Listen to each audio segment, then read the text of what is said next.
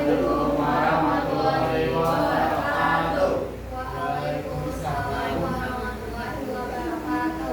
Perkenalkan, kami dari Fakultas. Di sini kami akan menjelaskan tentang 3 materi. Yang pertama ada tentang sintesis protein, yang kedua ada tentang pembelahan sel, dan yang ketiga ada tentang siklus sel. Sebelum mulai penjelasan kali ini, izinkan kami perkenalkan diri terlebih dahulu. Nama saya Salma Fauzia, absen 31.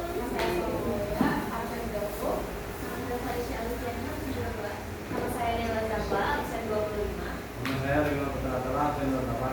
Saya juga pembaca. Yang pertama ini ada sintesis protein. Pengertiannya itu sintesis protein adalah proses pembentukan protein di dalam tubuh makhluk hidup, termasuk manusia yang melakukan RNA atas kode dari DNA. Lalu ini ada diagram sel dari sintesis protein. Lalu sintesis protein ini berlangsung di dalam inti sel juga berada dalam ribosom yang merupakan organ sel yang ukurannya kecil dan padat serta berfungsi sebagai tempat sintesis protein dalam sel eukariotik tidak melibatkan DNA. Lalu tujuannya ini, sintesis protein ini adalah untuk membentuk dan menyusun protein yang akan dimanfaatkan dalam tubuh sebagai komponen penting dalam susunan tubuh makhluk hidup. Enzim, hormon, dan membrana sel dalam tubuh kita merupakan hasil susunan protein. Eritrosit pun memerlukan protein untuk mengikat oksigen.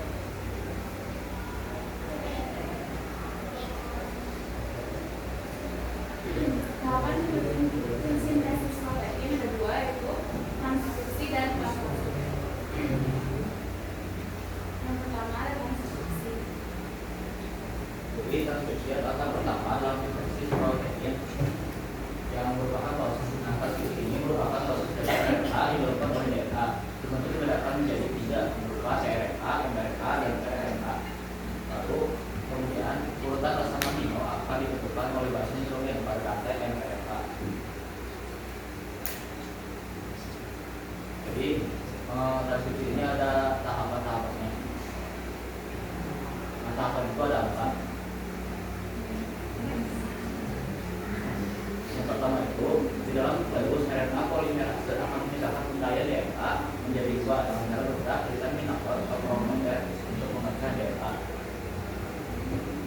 Lalu tahap yang kedua, ketika RNA polimerase sampai di promoter, maka proses ini dinamakan inisiasi.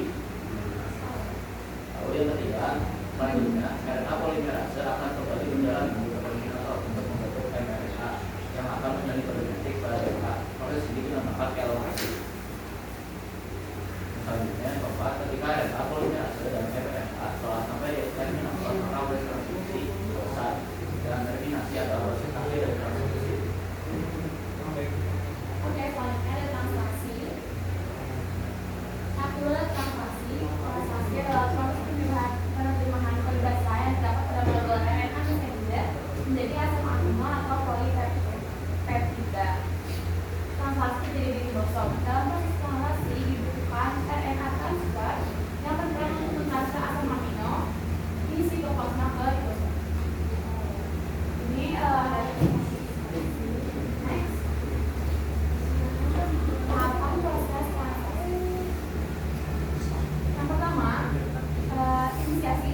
Inisiasi ini dimulai pada saat struktur kecil ribosom berikatan dengan RNA RNA transfer inisiator bersama dengan order pertama AUG subunit serta melengkapi inisiasi. AUG terjemahkan dari asam amino peptidolis. Terusnya ada elongasi. Tahap setelah inisiasi adalah elongasi. Pada tahap ini, order yang dibawa RNA akan diterjemahkan menjadi asam amino. Setelah itu, masing-masing asam amino akan digabungkan oleh RNA membawa asam amino disusun menjadi protein.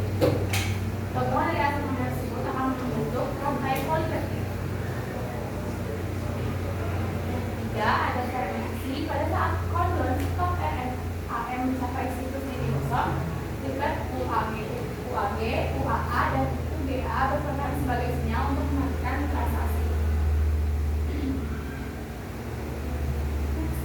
Selanjutnya ada pembelahan sel yang akan dijelaskan oleh. Lalu ada pengertian dan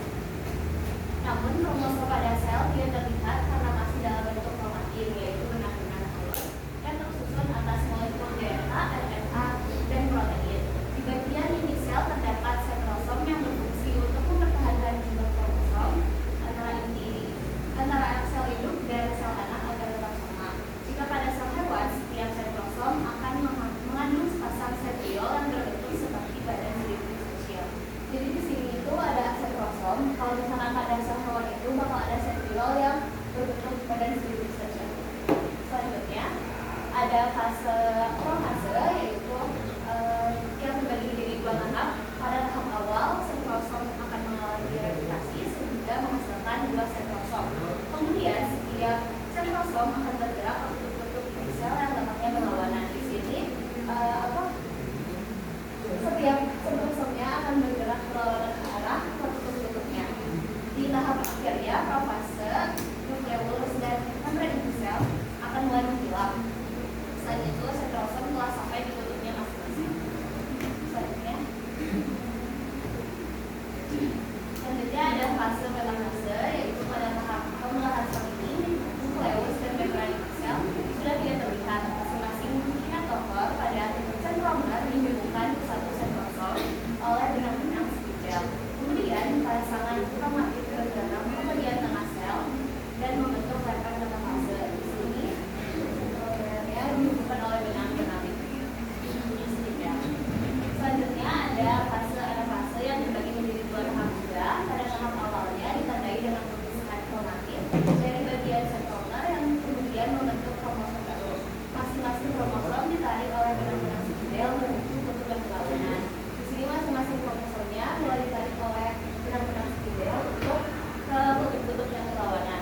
Di tahap akhirnya, kromosom hampir sampai ke kutubnya masing-masing. Selain itu, sitokinesis juga mulai terjadi. Sitokinesis merupakan fase pembelahan atau pemisahan sitoplasma, organel, dan membran seluler. Selanjutnya, fase terakhir yaitu telofase. Pada tahap ini, kromosom telah sampai di kutubnya masing-masing, benang-benang spidel mulai menghilang, dan membran sel juga mulai terbentuk di antara dua kelompok kromosom yang terpisah. Kromosom semakin lama akan semakin menipis dan berubah menjadi benang-benang kromatit. Kemudian sitokinesis telah selesai. Sel telah membelah dan menghasilkan dua sel anak dengan kromosom diploid. Kemudian di sini saya akan menjelaskan tentang pembelahan meiosis. Meiosis adalah pembelahan sel yang menghasilkan sel dengan jumlah kromosom setengah dari induknya. Karena menghasilkan keturunan dengan jumlah kromosom separuh dari kromosom induk. Jadi, dalam proses pembelahannya terjadi pengurangan atau reaksi jumlah kromosom akibat pembagian. Kemudian di sini ada beberapa tahap pembelahan meiosis.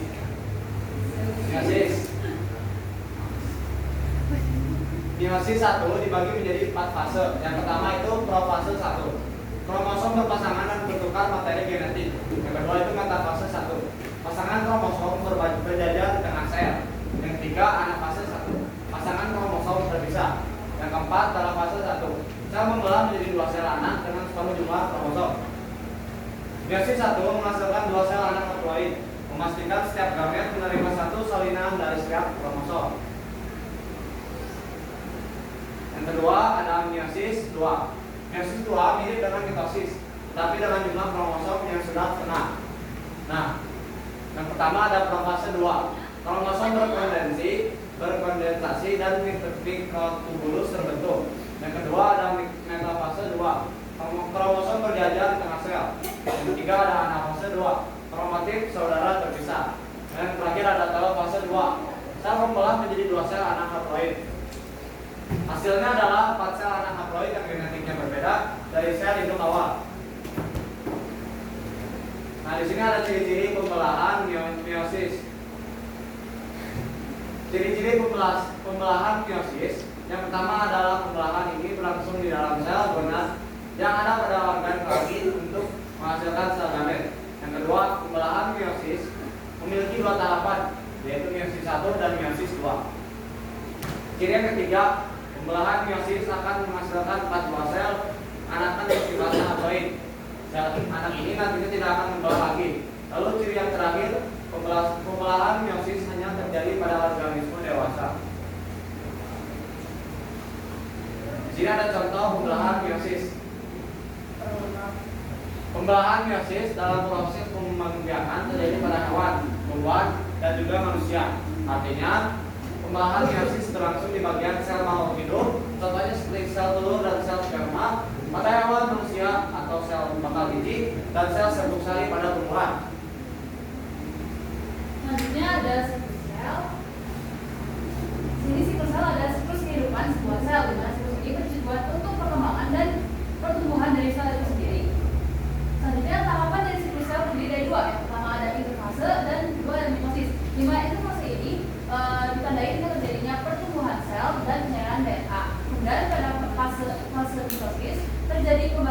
menjadi dua dan dibagilah spermanya, lalu terbentuk dua buah sel dari hasil pembelahan tadi. Dari pertama saya akan menjelaskan mengenai fase interfase, di mana interfase sendiri merupakan fase atau tahap yang penting untuk mempersiapkan pembelahan atau melakukan metabolisme sel. Pada interfase, kromosom tidak tampak karena berbentuk benang-benang kromatin yang halus. Walaupun begitu, sel anak yang baru terbentuk sudah melakukan metabolisme. Sel bertumbuh dan melakukan berbagai sintesis sebelum memasuki proses pembelahan selanjutnya. Dari fase interfase sendiri memiliki memiliki tiga fase. Yang pertama ada fase G1 atau growth 1. Pada subfase ini, sel-sel belum mengadakan replikasi DNA yang masih bersifat 2N atau diploid. Sementara organel-organel di dalam sel seperti mitokondria, retikulum endoplasma, kompleks Golgi, dan organel lainnya memperbanyak diri guna menunjang kehidupan sel. Fase yang kedua adalah fase S atau sintesis, di mana replikasi DNA terjadi pada fase ini. Jika jumlah awal DNA dalam sel dikatakan sebagai 2N, maka setelah replikasi menjadi 4N. Namun jumlah kromosom tidak berubah, yaitu jika jumlah kromosom selama fase G1 adalah N2N, maka akan tetap 2N pada akhir fase S. Pada fase ini, sel kromosom juga terbagi menjadi dua pasang sentriol dalam sel. Yang terakhir ada fase G2 atau growth 2. Pada G2 ini, inti sel mempunyai satu atau lebih nukleus atau membran inti sel.